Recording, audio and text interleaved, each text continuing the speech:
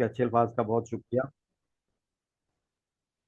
आजकल जो हमारी मसरूफियात हैं उनमें हम एक जगह जॉब कर रहे हैं और हमारी पोजीशन वहाँ पे general manager HR and administration की है।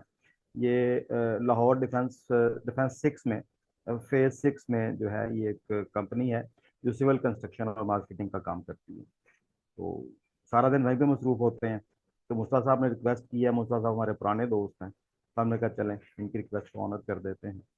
तो कैन एनीबॉडी, हम शुरू करते हैं तो अपना तारुफ कराएंगे। सबसे पहले कौन बताएगा अपने बारे में?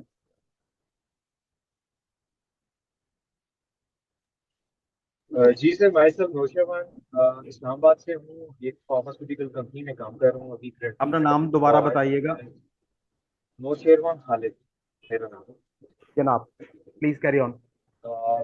जी सर, तकरीबन 8 साल का एक्सपीरियंस है मेरा और as a senior deputy manager यहाँ पे अभी काम कर रहा हूँ। 8 साल का एक्सपीरियंस है, चलें गुड, ठीक हो गया। Next, who is next? So myself is Pulvasha and I'm working in the museum stores as the head of administration department.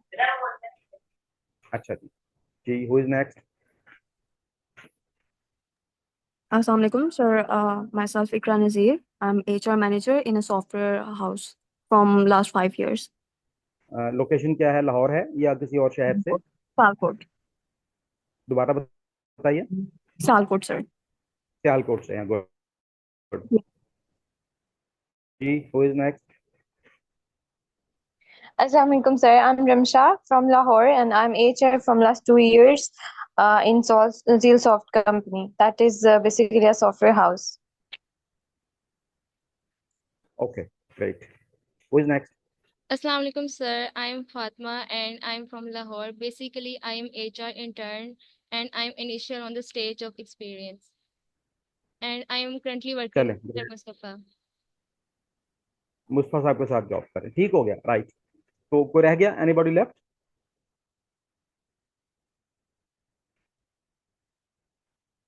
Should we start? Sure, sir. Hello. जी सर, अच्छा, प्लीज स्टार्ट वो जो कीजिए। मैंने, हाँ फातिमा, जो मैंने अभी नोट्स भेजे थे वो आपने सबके साथ शेयर कर लिए हैं? Ji, एक sir. फाइल भेजी थी मैंने। चले, दैट्स राइट। हाँ एवरीबॉडी, हम एक ऑर्गेनाइजेशन है, उसमें आप सब लोग जो हैं वो हेड एचआर हैं। और ये हम एक सिनेरियो क्रिएट कर रहे हैं। उसमें एक जो कंपनी है उसमें लोग काम कर रहे होते हैं कुछ। अगर आपने ऑर्गेनाइजेशनल हायरार्की पढ़ी हो तो सबसे टॉप पे तो टॉप मैनेजमेंट होती है, बोर्ड ऑफ डायरेक्टर्स होते हैं, और उसके बाद फिर जनरल मैनेजर, टॉप मैनेजमेंट है, फिर मिडल मैनेजमेंट है, उसके बाद फिर लाइन मैनेजर्स आ जाते हैं। तो जो सबसे नीचे वाले लोग होते हैं उनको हम ब्लू कॉलर वर्कर्स कहते हैं। तो जो लेबर लॉ है या इंडस्ट्रियल रिलेशन है, ये बेसिकली उन लोगों को डील करता है। अगर आप अपने आप को कॉम्पिटेंट एचआर मैनेजर या हेड एचआर बनाना चाहते हैं तो लॉ पे आपकी ग्रिफ्ट जो है, आपकी कमांड जो है वो बड़ी स्ट्रांग होनी चाहिए। इसलिए कि अगर आपको बेसिक चीज़ों का, लॉज का पता नहीं होगा तो लोग फिर आपके साथ प्ले करेंगे और अल्टीमेटली फिर जो है वो आपका भी नुकसान होगा और ऑर्गेनाइजेशन का भी नुकसान होगा। तो इसलिए थोड़ा सा ये जो है वो टॉपिक भी जो है वो सीरियस है। लॉ जो है बेसिकली बोरिंग सा सब्जेक्ट है, लोग इसको, इससे डरते भी हैं, फर्स्ट गो में समझ भी नहीं आता है और कॉम्प्लिकेटेड भी होता है। और दूसरी बात यह है कि सारा लॉ आपको एक टॉपिक पे एक जगह नहीं मिलेगा, ये तीन चार जगहों पे बिखरा हुआ होता है। तो उनको कंपाइल करके एक रिजल्ट एसरटेन करना या किसी नतीजे पे पहुंचना, ये थोड़ा मुश्किल काम होता है। तो मैं कोशिश करूंगा कि आपको जो कुछ चीज़ें हम शेयर करेंगे, ये एक तो मेरा एक्सपीरियंस है इन सारी चीज़ों का, और दूसरी बात यह है कि जो वॉल्यूम 18 आपके सामने नज़र आ रहा होगा, अभी अभी फातिमा ने शेयर किया है, तो वो उसका एक एक लफ्ज़ जो है वो मैंने अपने हाथ से लिखा है। और दूसरी बात यह है कि फिर मैंने रेलेवेंट लॉ का रेफरेंस भी दिया है। इसका मतलब यह है कि चीज़ों को मैंने कोशिश किया है कि थोड़ा सा आसान कर दिया जाए। दूसरी बात यह है कि हमारी ये हम चलें इसको क्लास ही कह लेते हैं, इसका जो पैरामीटर होगा वो ये होगा कि जहाँ पे आपको कोई चीज़ समझ नहीं आ रही है या आप मुझसे वो दोबारा सुनना चाहते हैं या आपको कोई एक्सप्लेनेशन रिकॉर्ड होती है, तो आप मुझे फौरी तौर पे वहीं पे होल्ड करके अपना क्वेश्चन रेज कर सकते हैं और हम उस क्वेश्चन को वहीं पे एड्रेस करेंगे। इसको इस सेशन के एंड तक के लिए कैरी फॉरवर्ड नहीं करेंगे। तो ये दो तीन बातें मैंने आपसे शेयर करनी थी। तो अब हम इसको फॉर्मली स्टार्ट करते हैं। बिस्मिल्लाहिर्रहमानिर्रहीम। सीरियल नंबर 1 देख लीजिए, जो वॉल्यूम 18 मैंने आपके सामने शेयर किया है। This serial number 1 deals with bonuses.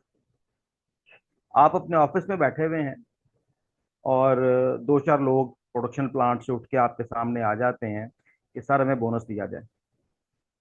भाई बोनस क्यों दिया जाए? उसकी कोई रीजन है, कोई लॉजिक है, कोई लॉ है, कोई पॉलिसी है, कुछ तो हो जो हमें बताए कि बोनस हमने कब देना है और कब नहीं देना है और क्यों देना है और कैसे देना है। तो इसको हमने यहाँ पे अभी डिस्कस करना है। थोड़ा सा कॉम्प्लिकेटेड है लेकिन मैं इसको सिंप्लीफाई करूंगा ताकि आप लोग इसको पिक कर लें। बोनस की जो पहली कंडीशन है वो ये है कि ऑर्गेनाइजेशन ने अपनी जो बुक्स ऑफ अकाउंट्स हैं उनमें प्रॉफिट डिक्लेयर किया हो। आपका फाइनेंशियल ईयर 30 जून को खत्म हो गया या 31 दिसंबर को खत्म हो गया, तो ऑडिटर्स आते हैं, अकाउंट्स चेक करते हैं, अकाउंट्स को फाइनल किया जाता है और जब फाइनल कर लेते हैं तो फिर जिस वक्त प्रॉफिट एंड लॉस अकाउंट बनता है तो उसमें प्रॉफिट डिक्लेयर कर दिया जाता है कि ऑर्गेनाइजेशन को प्रॉफिट हुआ।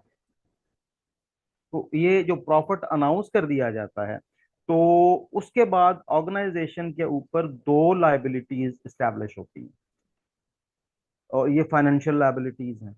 इन्हें आप बोनसेस का नाम दे लें। तो लॉ में एक स्टैंडिंग ऑर्डर है, लॉ का नाम है Punjab industrial and commercial employment standing order amendment act 2012 है। इसका सेक्शन 10 है और सब सेक्शन सी है। तो इसे नॉर्मली मार्केट में जो इंडस्ट्री है, जो हमारा कल्चर है, इसमें या तो 10C का बोनस कहते हैं, ठीक हो गया, और या इसे कॉन्स्टिट्यूशनल बोनस कहते हैं। चूंकि ये लॉ में इसका जिक्र है तो इसलिए हम इसको 10C के बोनस के नाम से ही याद करेंगे। इसका मतलब ये है कि वो जो लोग आए हैं दे आर वेल अवेयर, उन्होंने SECP के वेब पे जाके कंपनी के अकाउंट्स चेक कर लिए हैं या अकाउंट्स डिपार्टमेंट में जाके तो उन्होंने पता कर लिया है कि जनाब कंपनी ने तो प्रॉफिट डिक्लेयर कर दिया है, तो अब कंपनी पे ये लीगल लायबिलिटी है कि एक बोनस दिया जाए। एक बोनस जो है वो एक सैलरी के बराबर होता है, यानी एक उनको सैलरी एडिशनल दी जाए।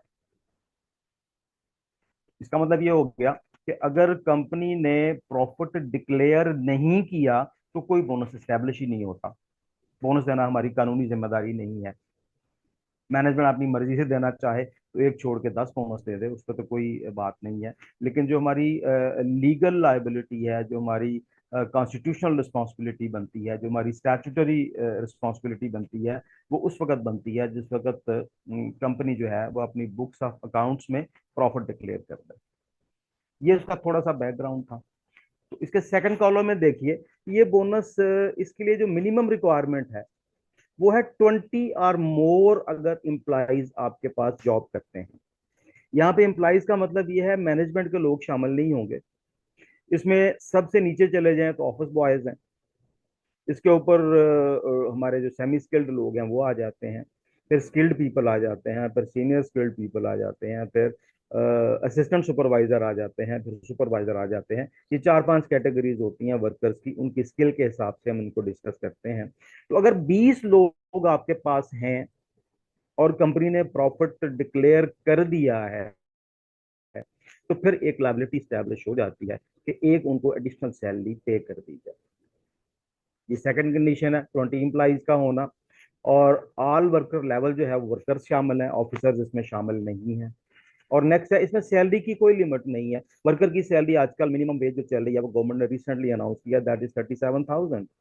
तो 37,000 तो मिनिमम हो गया। इससे ऊपर किसी वर्कर की सैलरी कितनी भी हो सकती है। फर्ज कर लें इसको जॉब करते हुए 20 साल हो गए हैं, तो उसकी सैलरी बढ़ते बढ़ते 70,000, 80,000, 100,000 कितनी भी हो सकती है। तो वो सारे के सारे लोग इस बोनस की लिस्ट में शामिल होंगे और उनको बोनस पे किया जाएगा। और रेट क्या है? 1 मंथ सैलरी या वेजेस। तो अगर हम थोड़ा सा ये अंडरस्टैंड कर लें कि सैलरी और वेजेस में क्या डिफरेंस है, can anybody help me?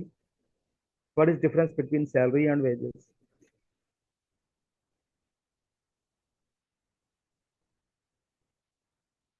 I am waiting for response from your side class. Sir जो सैलरी होती है ना वो आपकी मंथली बेसिस पे एक मतलब फिक्स्ड डिसाइडेड चीज होती है ना कि आपने इतना इस मंथ में काम किया तो वो आपकी होती है। वेजेस जो होता है वो डिपेंड करता है। फॉर एग्जांपल अगर आपने एक दिन का काम किया है, ठीक है, अगर जैसे आपने टेम्परेरी तौर पे किसी को बुला लिया कि अच्छा 2-4 वर्कर्स हम बुला लेते हैं तो उनसे हमने काम करवाया फॉर एग्जांपल 2 दिन 3 दिन भी तो वो वेज काउंट होता है। बट जो फिक्स्ड अमाउंट होती है वो हमारी सैलरी में आती है। आपकी बात किसी हद Yes, तक दुरुस्त है, जैसे हम बिल्कुल ठीक नहीं कह सकते लेकिन ठीक के करीब है। एनी अदर वैल्यू एडिशन की और बात करना चाहेंगे?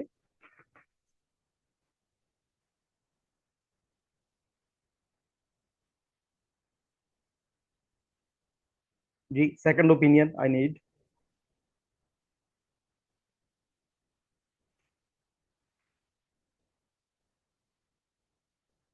चलिए हम इसको आगे लेके चलते हैं। हाँ, ये मिस ने जो बात अभी की थी ये किसी हद तक दुरुस्त है। इसको थोड़ा सा आगे लेके चले कि जो हमने कट ऑफ लाइन लगाई है वो एम्प्लॉइज की। फर्ज कीजिए आपके पास इस वक्त 50 के लोग काम कर रहे हैं, 50 के करीब तादाद है उनकी। तो 50 में से आप देख लें कि जो ब्लू कॉलर वर्कर्स हैं, जो अपने हाथ से काम करते हैं, सुपरवाइजर तक जो हैं और उससे नीचे तक के लोग, वो सारे के सारे ब्लू कॉलर हैं जो अपने हाथ से काम करते हैं। ये सारे के सारे नॉन मैनेजमेंट के लोग हैं। वो तमाम लोग जिनके नाम के साथ ऑफिसर लग जाता है, खा वो जूनियर ऑफिसर है, खा वो सीनियर ऑफिसर है, खा वो एग्जीक्यूटिव है, खा वो असिस्टेंट मैनेजर है, डिप्टी मैनेजर है एंड अबाउ जो भी आपकी हायरार्की है। तो इसको अगर आप कट ऑफ लाइन लगा लेंगे तो हम कहेंगे कि जो सुपरवाइजर और उससे नीचे वाले लोग हैं they are blue collar worker, जो इससे ऊपर वाले लोग हैं वो मैनेजमेंट साइड पे आ जाते हैं। तो अगर हम सैलरी पे करते हैं ब्लू कॉलर वर्कर्स को, हाँ हम उनको डेली बेस पे पे कर दें। एक वर्कर आया, सुबह से शाम तक काम किया, शाम को हमने उसकी सैलरी पे कर दी एक दिन की और वो चला गया। हाँ हम उसको वीकली बेस पे कर दें, हाँ हम उसको फोर्टनाइटली बेस पे करें या मंथली बेस पे करें। वो जो सैलरी होगी, जो अमाउंट होगी, उसे हम वेजेस कहेंगे। अब वेजेस को आप कनेक्ट कर लें ब्लू कॉलर वर्कर्स के साथ, नॉन मैनेजमेंट लोगों के साथ। और जो सैलरी है वो उन लोगों की है जो ऑफिस में काम करते हैं, जो ऑफिसर हैं, और उससे अब जो भी हायरार्की मैंने आपको अभी मेंशन की है, उन सब के लिए जो हम पेमेंट करते हैं उनकी खिदमात के, उनकी सर्विसेज के against, that that is known as salary. तो तो सर वो जो हम वेजेस देते हैं फॉर एग्जांपल आपने कहा कि जो आप ऑर्गेनाइजेशन में पे कर रहे होते हैं तो वो आपकी सैलरी काउंट होती है। तो किसी ऑर्गेनाइजेशन में अगर हमें जरूरत पड़ती है फॉर एग्जांपल सर्टेन किसी वर्कर की जरूरत पड़ती है तो हम उसको बुलाते हैं तो वो क्या वेज में काउंट नहीं होगा? जी वो वेजेस ही हैं, मैंने यही कहा है। जो हम नॉन मैनेजमेंट को पे करेंगे वो वेजेस होगी, जो मैनेजमेंट के लोगों को पे करेंगे वो सैलरी होगी। एक कट ऑफ लाइन मैंने लगा दी है, तो इसको आप देख लीजिए। Are you clear?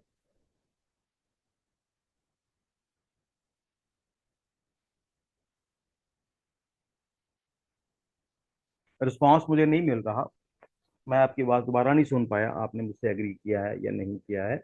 हम इस बात को आगे लेके चलते हैं।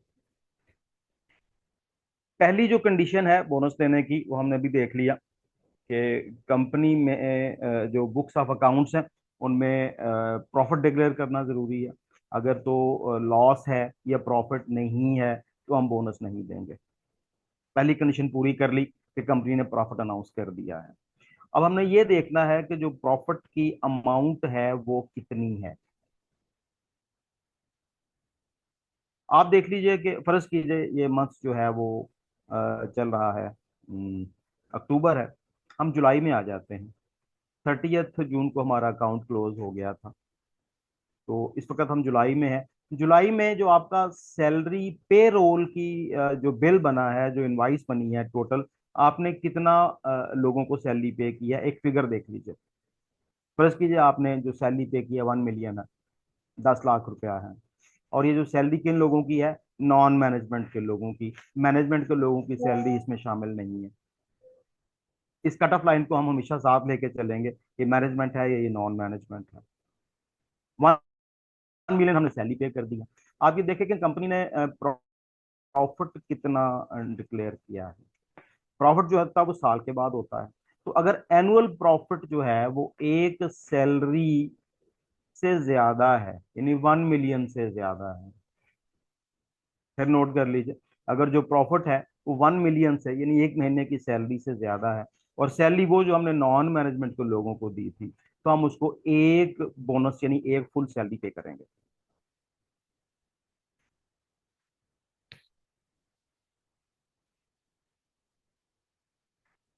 ये आगे जो कवरेज एंड फैसिलिटीज लिखी हुई हैं, इसमें पॉइंट 1 देख लीजिए। 1 bonus per year if company declares profit, no profit no bonus. If profit is more than 1 month wages, इस पे जरा फोकस कर लीजिए। If profit is more than 1 month wages, then 1 bonus में बी डिस्ट्रीब्यूट डिसबर्स्ड। इसका मतलब है कि जो प्रॉफिट है उसका एक महीने की सैलरी से ज्यादा होना जरूरी है एक बोनस के लिए। आप अगली कंडीशन देख लीजिए। अगर जो प्रॉफिट है वो भी 1 मिलियन है और जो सैलरी का बिल है एक महीने का वो भी 1 मिलियन है, तो हम ये दोनों बराबर हो गया ना, तो हम उसका 30% बोनस पे करेंगे। इसका मतलब ये है कि अगर 1 मिलियन 10 लाख रुपया जो है वो हमारा जो प्रॉफिट है, तो उसमें जो है वो उसका 30% अलग कर लिया जाएगा। 30% कितना बनता है, 3 लाख रुपया बनता होगा, या वट एवर जो भी अमाउंट बनती है, उसको सारे जो आपके पास एम्प्लॉइज हैं नॉन मैनेजमेंट के, ब्लू कॉलर वर्कर, उनमें इक्वली डिस्ट्रीब्यूट कर दीजिए। वो जाहिर है एक महीने की सैलरी से तो फिर उनकी सैलरी बोनस कम हो जाएगा। और अगर जो प्रॉफिट है वो तो 1 मिलियन है, वो जो सैलरी है वो तो 1 मिलियन है, लेकिन जो प्रॉफिट है वो 1 मिलियन से कम हुआ है, ये आखिरी कंडीशन है, तो फिर हम 15% जो है उसमें से अलग कर लेंगे और वो वर्कर्स में तकसीम कर देंगे। तो ये 4 कंडीशंस है। एक्सक्यूज मी सर, मेरा क्वेश्चन है कि ये जी, जो हम लोग बोनस अभी कैलकुलेट करेंगे, टोटल सैलरी पे हम लोग पे करेंगे उनको? वो हाँ जी, एक वर्कर की सैलरी फर्ज की 37,000 है, हाँ जी। मिनिमम वेज की बात कर ले, तो ठीक मिनिमम है। वेज का पहली कंडीशन में 100% मिलेगा, ठीक है। सेकंड कंडीशन में 30% है, और लास्ट ओके। कंडीशन में 15% है। यानी ओके, सैलरी थैंक का ही मिलना है ना उसको।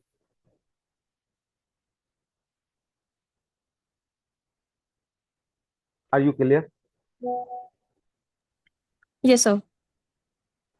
ये पहला बोनस हमारा मुकम्मल हो गया। इसको हम जरा फ्रेश कर लें ताकि हमारी बात मजीद क्लियर हो जाए। ये 10C का बोनस है। 20 अगर वर्कर आपके पास जॉब करते हैं तो बोनस इनको दिया जाएगा। तो अगर कंपनी प्रॉफिट डिक्लेयर नहीं करती है तो नो बोनस। अगर प्रॉफिट डिक्लेयर करती है और प्रॉफिट एक महीने की सैलरी से ज्यादा है तो पूरी सैलरी मिलेगी। अगर बराबर है तो 30% है, कम है तो 15%। तो ये हमारा पहला बोनस क्लियर हो गया। सर मैं एक चीज पूछना चाहूंगा। मैं सुन रहा हूँ, प्लीज कैरी ऑन।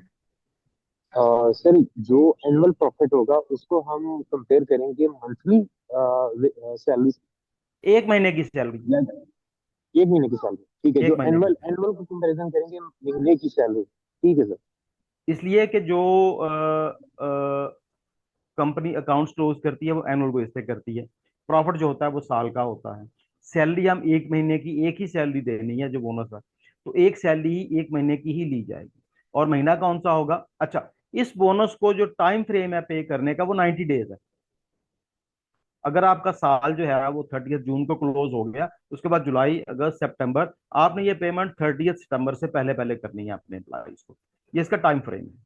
तो आप जुलाई की सैलरी ले लें, जुलाई की सैलरी में अब जितनी भी सैलरी बनती है उसको बेस कर लें और प्रॉफिट देख लीजिए। अगर उससे ज्यादा है तो एक बोनस दे दीजिए, बराबर है 30% दे दें, कम है तो 15% दे दें। तीन ही उसके लेवल है, और चौथा लेवल यही है कि अगर प्रॉफिट नहीं है तो नो बोनस।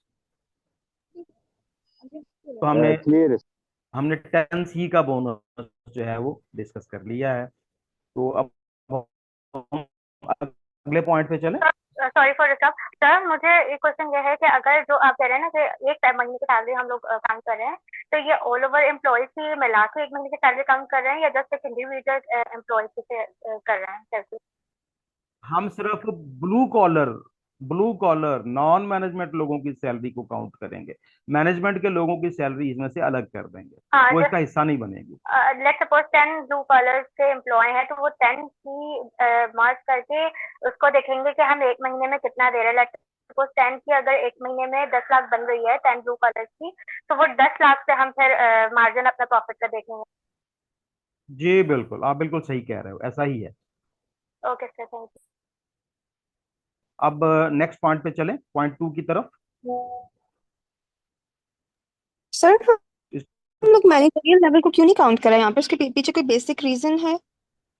हाँ जी, डेफिनेटली है। इसलिए कि मैनेजमेंट के एम्प्लॉयज को बोनस देना कंपनी की रिस्पॉन्सिबिलिटी है। वो उनको एक सैलरी बोनस दे दे, 2 सैलरियां दे दे, 10 सैलरीज दे दे, वो मैनेजमेंट की डिस्पोजल पे है, उसके लिए कोई लॉ अवेलेबल नहीं है। और मैनेजमेंट के लोगों के लिए कंपनी पॉलिसी बनाती है, और जो कंपनी पॉलिसी बनाएगी वो मैनेजमेंट के लोगों के लिए लॉ होगा। ये कंपनी ने खुद बनाना है। लेकिन जो वर्कर्स हैं उनके राइट्स को लॉ ने डिफेंड किया हुआ है, लॉ ने कवर किया हुआ है। तो वर्कर्स जो हैं वो हमेशा लॉ को सामने रख के ट्रीट किए जाते हैं। और जो मैनेजमेंट के लोग हैं उनके लिए लॉ नहीं होता। लॉ बेस तो करता है कि जी अगर हम वर्कर्स को इतना बोनस दे रहे हैं, एक सैलरी दे रहे हैं, तो जो मैनेजमेंट के लोग हैं उनको भी एक सैलरी देनी चाहिए। तो वो मैनेजमेंट की अपनी पॉलिसी होती है। अगर प्रॉफिट हो गया और बोनस नहीं दिया, और किसी वर्कर ने लेबर डिपार्टमेंट में जाके कंप्लेंट कर दी कि हमें बोनस नहीं मिला है, तो कंपनी के खिलाफ वारंट जारी हो जाएंगे, चालान हो जाएगा, वो आएंगे, इंस्पेक्शन करेंगे, वो फाइन भी करेंगे और वर्कर्स को बोनस भी दिलवाएंगे। तो लेबर डिपार्टमेंट जो है वो इसको सुपरवाइज कर रहा होता है, मॉनिटर कर रहा होता है। जबकि मैनेजमेंट के लोगों के लिए लेबर डिपार्टमेंट नहीं है, वो कंपनी की पॉलिसी की डिस्पोजल पे होते हैं। Is it clear? Yes sir. Good. What's the next point? Point 2 is compulsory group insurance, इसे हम CGI कहते हैं। और लॉ का हवाला मैंने 10B(3) का दिया हुआ है। ये भी industrial and commercial employment standing order amendment act 2012 का हिस्सा है। तो कंपल्सरी ग्रुप इंश्योरेंस जो है, इसका मतलब ये है कि आप के वर्कर्स हैं, अब ये कम से कम 50 लोग हों तो उन पे अप्लाई होगा। इसका मतलब है कि 49 भी अगर आपके पास नॉन मैनेजमेंट के लोगों की स्ट्रेंथ है, तो फिर उस पर कंपलसरी ग्रुप इंश्योरेंस वाला लॉ जो है वो एप्लीकेबल नहीं है। मैसेजेस के लिए 50 लोगों का होना इसके लिए जरूरी है। इसका मतलब सिर्फ ये है कि अगर काम करने के दौरान किसी वर्कर की डेथ हो जाती है, तो लॉ ये कहता है कि उसके जो लीगल एयर्स हैं, जो उसके वर्सा हैं, जो उसके फैमिली के लोग हैं, या जिसको भी उसने नॉमिनेट किया हुआ है, उसको कंपनी 5 लाख रुपया इंश्योरेंस की पेमेंट करेगी। अब दो ही ऑप्शन है, या तो कंपनी किसी इंश्योरेंस कंपनी से तमाम लोगों की इंश्योरेंस करवा ले। इस कोलेक्टिव इंश्योरेंस को कंपल्सरी ग्रुप इंश्योरेंस सर, का नाम अगर दिया जाता है, क्योंकि सारे किसी ऑर्गेनाइजेशन में इंश्योरेंस की पॉलिसी ही नहीं है, जैसे कुछ कंपनीज हेल्थ इंश्योरेंस नहीं देती हैं, तो उनका क्या सिस्टम? दो बातें हैं। अगर लॉ में कोई चीज लिखी हुई है तो उसके लिए कंपनी की पॉलिसी की कोई अहमियत नहीं है। कंपनी पॉलिसी बनाए या ना बनाए, लॉ एग्जिस्ट करता है और लॉ हमेशा प्रिवेल करता है। तो ये कह देना कि CGI यानी कंपलसरी ग्रुप इंश्योरेंस के लिए कंपनी की पॉलिसी नहीं है, तो ये गलत बात है। इसके लिए लॉ अवेलेबल है। तो जहां पे लॉ होगा वो सुपरसीड कर देगा सारी पॉलिसीज को। पॉलिसी बनी है तो भी, नहीं बनी है तो भी। थोड़ा सा इसको आगे लेके चलते हैं। अब आपकी बात को ही मैं कंटिन्यू कर रहा हूं। अगर कंपनी ने वर्कर्स की कंपलसरी ग्रुप इंश्योरेंस नहीं करवाई है और किसी वर्कर की डेथ हो जाती है, तो पेमेंट तो हर हाल में 5 लाख रुपया करना पड़ेगी। अगर कंपनी ने इंश्योरेंस ली हुई है तो इंश्योरेंस कंपनी से क्लेम लेके दे देगी। अगर नहीं इंश्योरेंस कराई हुई तो अपनी पॉकेट से पे कर देगी। तो सर हर मेरा हालत में क्वेश्चन है यहाँ पे, सॉरी टू कट यू आप। मेरा एक क्वेश्चन है कि ये किस कंडीशन में पेमेंट देने का है कि वो अगर ड्यूरिंग वर्किंग आवर्स उसकी डेथ होती है तो ये पेमेंट। वो बंदा, हम्म। नहीं ऐसा नहीं है, वो ओके। बंदा आपकी पेरोल पे होना चाहिए। ठीक है।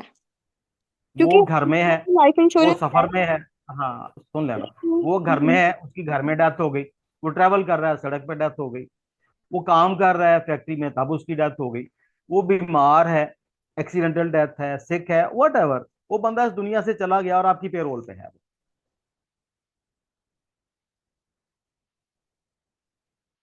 तो जब तक वो बंदा पेरोल पे रहेगा, हाँ कोई जॉब छोड़ के चला गया, 6 महीने के बाद डेथ हो गई, फिर आपकी कोई जिम्मेदारी नहीं है, वो आपकी पेरोल पे है, तो हर हाल में उसको 5 लाख रुपया जमा कराना पड़ेगा। उसके जो लीगल एयर्स हैं, उसके जो वर्सा हैं, उसकी वाइफ है, पेरेंट्स है, वट एवर जिसका भी उसने नाम दिया हुआ है, तो उसको हम 5 लाख रुपया पे करेंगे। सर इसमें सर तो ये जेनेटिक लाइफ तो इंश्योरेंस आता है। में आएगा?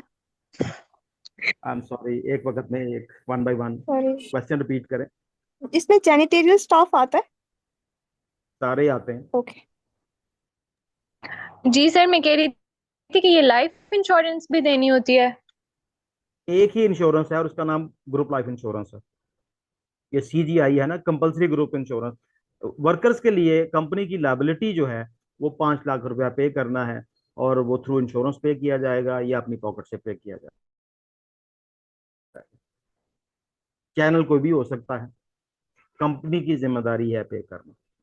अगले अगले कॉलम में जाएंगे तो मैंने लिखा हुआ है कि रुपीज 500,000 पर head, this is minimum limit. हाँ, लॉ ने तो कह दिया है कि आप 5 लाख रुपया पे करें, लेकिन अगर आपकी कंपनी बहुत अच्छी है, वो कहती है नहीं हमारे तो वर्कर बहुत अच्छे हैं, हमें इनसे बड़ा प्यार है, तो हम तो इनको 10 लाख रुपया पे करेंगे। वेरी गुड, तो इंश्योरेंस जो है फिर वो 10 लाख रुपए की करवा ली जाए, और उसका जो प्रीमियम है थोड़ा सा ज्यादा बढ़ जाएगा, वो पे कर दिया जाए, तो इसमें कमी नहीं हो सकती। मुख्तलिफ इदारे हैं, कुछ इदारे ऐसे हैं जो वर्कर्स की इंश्योरेंस 10 लाख में करवाते हैं, कुछ 15 में करवाते हैं, कुछ शायद 50 में भी करवाते हैं। ज्यादा देने पे पाबंदी नहीं है। वो जो हमने ऊपर बोनस डिस्कस किया था, वो तो एक बोनस डिस्कस किया था ना, कंपनी चाहती है कि हम 2 बोनस देना चाहते हैं तो 2 बोनस दे दें, यानी ज्यादा देने पे कोई पाबंदी नहीं है, कम देने पे जो है वो कानून हरकत में आ जाता है।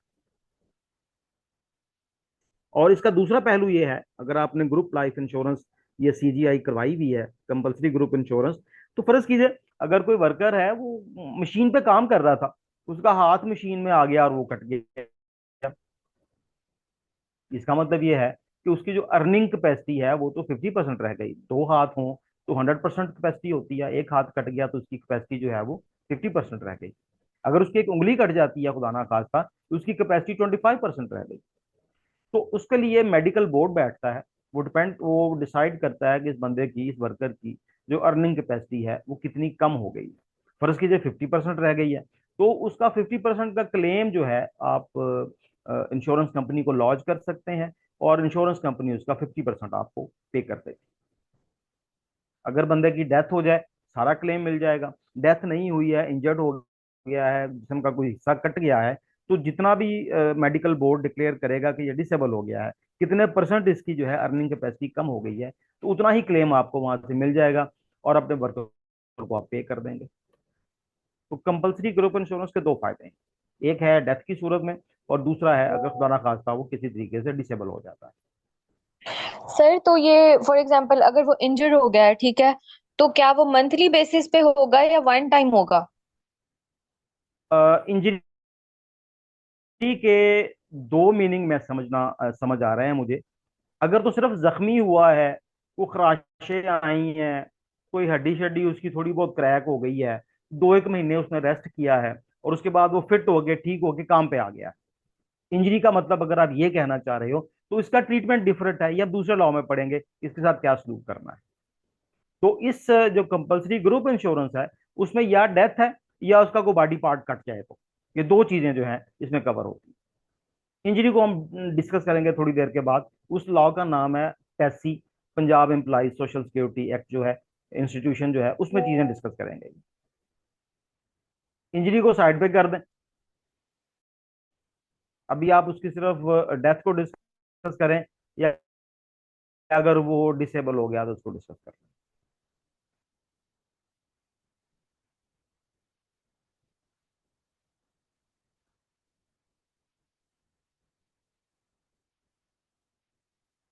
एनीबॉडी? सर क्लियर है, प्लीज आप प्रोसीड करें। चलिए ग्रेट, मुझे सिर्फ बता दिया करेंगे ये क्लियर है। जो नंबर 3 पॉइंट है, that is basically a separation benefit, and this is known as graduate करता है। और लॉ जो हम ऊपर पढ़ रहे हैं, Punjab industrial commercial employment standing order amendment act 2012, इसी की एक क्लास जो है सेक्शन 12 डिस्कस करना चाह रहे हैं। इसके लिए आपके पास 10 या 10 से ज्यादा लोगों का आपके पेरोल पे होना जरूरी है। जब हम लोगों की बात करते हैं तो इसका मतलब ये वर्कर्स होंगे, ये नॉन मैनेजमेंट के लोग होंगे, ये ब्लू कॉलर लोग होंगे। अगर ये 9 है तो फिर ये लॉ पे अप्लीकेबल नहीं है, तो इसके लिए 10 लोगों का होना जरूरी है। और ग्रेजुटी, जैसे मैंने अभी बताया आपको, कि ये एक सेपरेशन बेनिफिट है।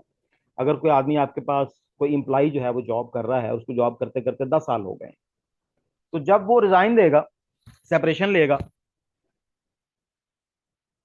सेपरेशन की दो चार उसके एंगल्स आते हैं। उसकी टर्मिनेशन भी हो सकती है, डिसमिसल भी हो सकती है, उसकी डेथ भी हो सकती है, उसकी रिट्रेंचमेंट भी हो सकती है, उसका ले ऑफ भी हो सकता है। उसके काफी सारी शेड्स हैं, हम थोड़ी दूर जाके इसको डिस्कस करेंगे थोड़ी देर के बाद।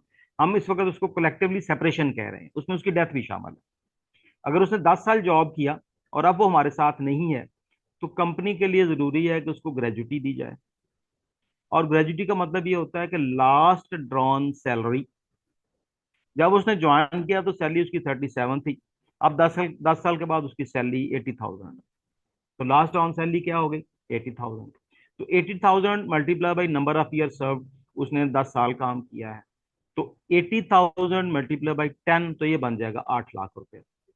तो कंपनी के लिए जरूरी है कि उसको ग्रेजुटी के हवाले से 10 लाख रुपया उसकी फाइनल सेटलमेंट में पे कर दिया जाए। तो दिस इज सेपरेशन बेनिफिट। अगर हम लास्ट कॉलम में चले जाएं कि 10 लोगों के लिए जरूरी है, all workers are included, no salary limit, तो last drawn salary multiply by 30, यानी मल्टीप्लाई बाई, इसका जो फार्मूला मैंने लिखा हुआ है, मैं थोड़ी देर के बाद ये डिस्कस करूंगा कि डिवाइड बाई 26 क्यों है और मल्टीप्लाई बाई 30 क्यों है। तो आप इसको 1 मंथ सैलरी समझ लीजिए। तो this is separation benefit becomes eligible after 6 month service on pro rata basis. Reference मैंने लॉ का दिया हुआ है। यानी अगर उसने पहला साल जो है, फर्ज कीजिए हमने तो 10 साल की मिसाल दे दी ना, अगर उसने जॉब किया है आपके पास से 8 मंथ्स, पहला साल मुकम्मल नहीं हुआ, साल से कम है, और 6 महीने से ज्यादा जॉब कर लिया है, इसका मतलब ये है कि उसकी जो 1 महीने की सैलरी है उसको आप 12 पे डिवाइड कर लें, तो एक महीने की सैलरी आ जाएगी। और 8 महीने काम किया है, मल्टीप्लाई बाई 8 कर लें, तो 8 महीने का जो ग्रेजुटी है वो आप प्रोरेटा बेसिस पे उसको पे कर सकते हैं। पूरे साल की देना चाहें, मोस्ट वेलकम, वरना 8 महीने की जो ग्रेजुटी बनती है, जाहिर है पूरी सैलरी से तो वो कम ही होगी ना। 12 महीने काम करेगा तो एक एक सैलरी का इंटाइटल्ड होगा वो। तो प्रोरेटा बेसिस पे भी उसको दिया जा सकता है। उसकी प्री कंडीशन ये है कि उसने कम से कम 6 महीने काम किया हो। तो ग्रेजुटी जब हम डिस्कस कर रहे थे तो हमने कहा था कि उसके लिए जरूरी है कि वो अगर जितने साल मर्जी काम किया हो, उसमें 6 महीने से ज्यादा हो गया हो, तो multiply by number of years और लास्ट ऑन सैलरी है, तो ये हम उसको फाइनल सेटलमेंट में पे करेंगे। तो दिस इज सेपरेशन बेनिफिट। इसमें कोई इशू है तो मुझसे डिस्कस कीजिए। सर अभी आपने जो फॉर्मूला सर बताया 8 मंथ्स के लिए, उसको आप काइंडली दोबारा रिपीट कर सकते हैं? एक साल की एक सैलरी देनी है हमने, एक साल की एक सैलरी है। और अगर उसने साल से कम काम किया है तो उसकी ग्रेजुटी जो है वो एक सैलरी से कम हो जाएगी। कितनी कम होगी? 8 महीने काम किया है, तो एक साल, 1 महीने की सैलरी 37,000 डिवाइडेड बाई 12, तो एक महीने की ग्रेजुटी मल्टीप्लाई बाई 8, क्योंकि उसने 8 महीने काम किया है। ये सूरत ठीक है। में है कि अगर उसने एक साल से कम जॉब किया तो फिर कितनी ग्रेजुटी देंगे। Gratuity clear? और any question you want ask? Sir ये मुझे बताइएगा कि ये एप्लीकेबल सिर्फ वर्कर पे है या जो ऑफिसर ग्रेड है उसके ऊपर भी एप्लीकेबल होता मैंने शुरू में आपको ये बताया था कि हम जो इस वक्त डिस्कस कर रहे हैं, ये सारे का सारा लॉ जो है ये नॉन मैनेजमेंट के लोगों के लिए, यानी वर्कर्स के लिए है। लेकिन इसका मतलब ये नहीं है कि ऑफिसर्स के लिए या मैनेजमेंट के लोगों के लिए कुछ नहीं है। बेसिक यही रहेगा उनके लिए, वो भी इंटाइटल्ड हैं इस चीज के। इसलिए कि फर्ज कीजिए आपके पास कोई मैनेजर काम कर रहा है, मैनेजर फाइनेंस है, वो छोड़ के जा रहा है और कंपनी उसको ग्रेजुटी नहीं दे रही है, तो वो कोर्ट में जाएगा, केस करेगा और लॉ जो है उसको सपोर्ट करेगा, फैसला उसके हक में आ जाएगा, कंपनी को ग्रेजुटी देनी पड़ेगी उसको। इसका मतलब ये हो गया कि जो बेनिफिट्स लॉ ने वर्कर्स के लिए कंफर्म कर दिए हैं, बाय लॉ दे दिए हैं, ऑफिसर्स के लिए तो वो हैं ही हैं, ऑफिसर्स को तो इससे ज्यादा मिलता है हमेशा। अब मैं छोटी सी मिसाल देना चाहूंगा, अगर हम पॉइंट 2 पे आ जाएं, कंपलसरी ग्रुप इंश्योरेंस में एक कंपनी का नाम चले, मैं नाम लेके बात कर लेता हूं। कोका कोला में जो मैनेजर्स की इंश्योरेंस है, ग्रुप लाइफ इंश्योरेंस, वो 7.5 मिलियन है, 75 लाख रुपए में उसको इंश्योर करते हैं। और जो जनरल मैनेजर है उसको 10 मिलियन में इंश्योर करते हैं। यानी अगर कोका कोला में किसी मैनेजर की डेथ हो जाती है तो उसको 10 मिलियन पे किया जाएगा इंश्योरेंस कंपनी से लेकर। तो कंपनी में फिर लोग इसीलिए देर तक जॉब भी करते हैं, उनका ड्रीम जॉब भी होता है कि हम उस इदारे में काम करें जहां पर हमें बेनिफिट ज्यादा मिलते हैं। लॉ ने तो कहा है कि 5 लाख रुपया दें, और कोका कोला जो है वो 10 मिलियन दे रही है उनको। इसका मतलब ये है कि Coca Cola is very good company. तो अगर आप भी अच्छी कंपनी बनना चाहते हैं तो लॉ से ज्यादा दें, ताकि आप, असल कंपटीशन मार्केट में होता है। तो अगर आप चाहते हैं कि आपकी ऑर्गेनाइजेशन को लोग कहें जी वो मेरी ड्रीम ऑर्गेनाइजेशन है, मैंने वहां पे जॉब करना है, तो ड्रीम ऑर्गेनाइजेशन कैसे बनती है? इन्हीं चीजों से बनती है, जहाँ पे लोगों के राइट्स जो हैं वो गारंटेड बाय लॉ हैं, जहाँ पे लॉ की कंप्लाइंस की जाती है। तो ग्रेजुटी पे वापस आ जाए, इसमें कोई क्वेश्चन है तो मुझे बताइए। क्लियर है सर। अच्छा, ये नीचे अभी मैं, मुस्तफा साहब ने भी कहा था, मैं भी आपसे दोबारा कह देता हूँ कि मेरा सेल नंबर आपको नजर आ रहा होगा। तो आज की मुलाकात तो हमारी 1 आध घंटे में, 1.5 घंटे में खत्म हो जाएगी। मेरा नंबर आपके पास फॉर एवर रहेगा। तो आपको ये भी बताने की जरूरत नहीं कि आपका नाम क्या है, आपको ये भी बताने की जरूरत नहीं है कि हमारी मुलाकात कहाँ पे हुई थी। आप जस्ट अपना मेरा नंबर डायल करें, और आपको कोई इशू भी हो किसी भी किस्म का, जस्ट डिस्कस विद मी जी, मैं मेरा ये इशू है तो मुझे मेरी हेल्प करें, बताएं इसका क्या गाइडलाइन क्या अवेलेबल है, मैं आपको जरूर बताऊंगा। ठीक हो गया? तो आज जो चीजें शायद मैं बहुत सिंपल तरीके से आपको बता रहा हूँ, जिस वक्त आप मैनेजमेंट को प्रेजेंट करेंगे, चीफ एग्जीक्यूटिव को बताना चाहेंगे, शायद वो कुछ आपसे क्रॉस क्वेश्चनिंग भी करे, तो फिर आपको मेरे पास आना पड़ेगा। तो आने में कोई हिचकिचाहट नहीं है, जब दिल चाहे आप आ जाइए। Everybody clear? Yes sir. That's great. Point 4 पे आ जाए।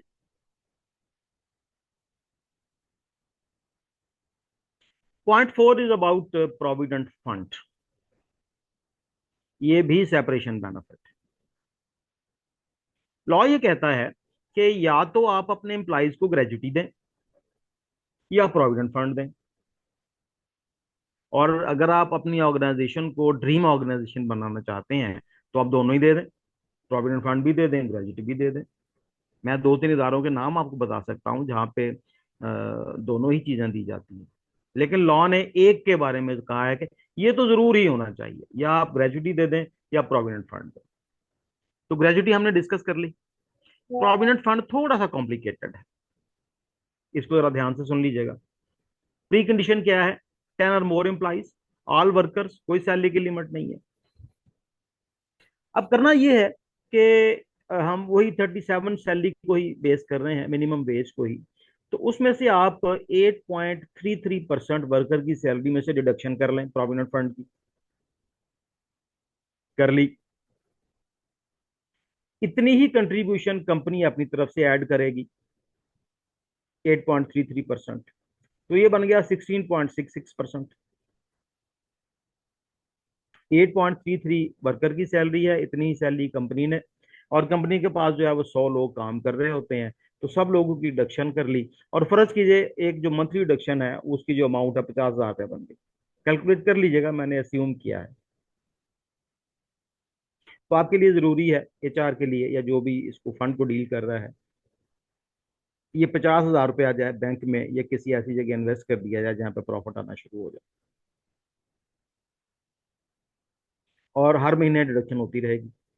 एक साल मुकम्मल हो गया।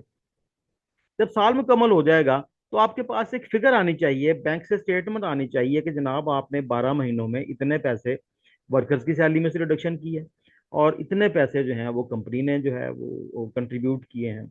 और चूंकि बैंक में हमने कुछ इन्वेस्ट किया था, बैंक से कुछ हमें प्रॉफिट भी आया है, तो 3 सोर्सेस से अमाउंट आई है। तो ये अमाउंट जो है कलेक्टिवली एक सैलरी के बराबर होनी चाहिए। बिल्कुल वैसे ही जैसे हमने ग्रेजुटी दी थी तो वो एक सैलरी बन रही थी, तो ये भी एक सैलरी बननी चाहिए। इसका मतलब ये है कि ये जो मैंने 8.33 कहा है, ये कुछ कम भी हो सकता है। एक पॉइंट कर लें, इसके लिए लॉ नहीं है, ये कैलकुलेशन है। रिजल्ट जो है वो एक सैलरी आना चाहिए। आप अब मैं ये नहीं कहना चाहूंगा कि ग्रॉस सैलरी क्या होती है और बेसिक सैलरी क्या होती है, लॉ में ऐसी कोई चीज़ अवेलेबल नहीं है। कुछ चीज़ें मार्केट में प्रैक्टिस के हवाले से चल रही होती हैं। तो अभी हम बताएंगे आपको कि ग्रॉस सैलरी में और बेसिक सैलरी में क्या फ़र्क है। तो कुछ लोग जो है वो बेसिक सैलरी का 10% काटते हैं, उसमें कोई हर्ज नहीं है। कुछ सैलरी का 5% काटते हैं, इसमें भी कोई हर्ज नहीं है। कलेक्टिवली जो है ना वो साल के एंड पे जो नेट इम्पैक्ट है वो एक सैलरी आपके पास आ जानी चाहिए। और जो सैलरी आएगी वो प्रोविडेंट फंड होगा, फंड मतलब उस फंड के अगेंस्ट आएगी। और अगर वर्कर 10 साल के बाद आपको जॉब छोड़ देता है, तो हर साल का जो एक्यूमुलेटेड उसकी सैलरी एक्यूमुलेट हो रही है, हो रही है, हो रही है, 10 साल में जो भी बनेगा वो आपने उसको पे कर देनी है। तो this is again a separation benefit. तो ऑर्गेनाइजेशन में डिबेट जो होती है वो ये होती है कि क्या हमें वर्कर्स को ग्रेजुटी देनी चाहिए या वर्कर्स को प्रोविडेंट फंड देना चाहिए। दोनों में फर्क इतना है, अगर आप ग्रेजुटी पे करते हैं तो सारा का सारा फाइनेंशियल प्रेशर कंपनी पे आता है, उसमें वर्कर्स का कोई रोल नहीं होता। और अगर आप प्रोविडेंट फंड देंगे तो कंपनी में प्रेशर जो है 50% आएगा। आधा वर्कर ने बियर करना है, आधा कंपनी ने बियर करना है, थोड़ा बहुत बैंक से प्रॉफिट भी आ जाएगा। इस हवाले से प्रेफरेंस आपकी है, चॉइस आपकी है, डिसीजन आपकी मैनेजमेंट ने करना है, गाइड आपने करना है। जो एचआर के लोग होते हैं they are basically opinion leader, उनको फाइनेंस मैनेजर से ज्यादा पता होता है, टेक्निकल मैनेजर से ज्यादा पता होता है, इवन जो आपका आपके सीईओ साहब है उनसे भी ज्यादा पता होता है। आपने उनको ब्रीफ करना होता है और उनको कन्विंस करना होता है कि ये काम हमने इस लॉ के हवाले से करना है। तो अगर आपके पास अमाउंट ऑफ नॉलेज होगी, आप जहनी तौर पे क्लियर होंगे, तो फिर ही आप जाके उनसे बात कर सकते हैं। थोड़ा फोकस ज्यादा कीजिए, इसको अंडरस्टैंड कर लीजिए। मैं तो वैसे हमेशा ही अवेलेबल रहता हूँ, लेकिन आज के फोरम का फायदा उठाइए। जी, any question about provident fund? Sir मेरा क्वेश्चन है कि ये जो पीएफ है ये क्या ऑप्शनल होता है एम्प्लॉयज के लिए, क्योंकि कुछ एम्प्लॉयज कहते हैं कि मुझे पीएफ में नहीं ऐड करें, मुझे नहीं कटिंग करवानी। तो क्या ऐसा होता है ऐसा उसमें नहीं होता, कंपनी? ऐसा ओके नहीं ठीक है। होता। आपने ठीक है। डिक्लेयर करना है जिस वक्त कोई आप अपॉइंटमेंट लेटर इशू करते हैं ना, उसमें आप ये क्लास ऐड करेंगे कि you shall be part of provident fund, या you shall be given gratuity at the end of the your service. Okay. ये आपने बताना है, आपने अपॉइंटमेंट लेटर में लिख के देना है। फर्ज कीजिए आप ऑप्ट कर लेते हैं ग्रेजुटी को, तो अपॉइंटमेंट लेटर में लिख दीजिए कि आप ग्रेजुटी पे कर रहे हैं। आपकी कंपनी ने डिसीजन लिया कि नहीं हमने ग्रेजुटी पे नहीं करनी है, हमने जाना है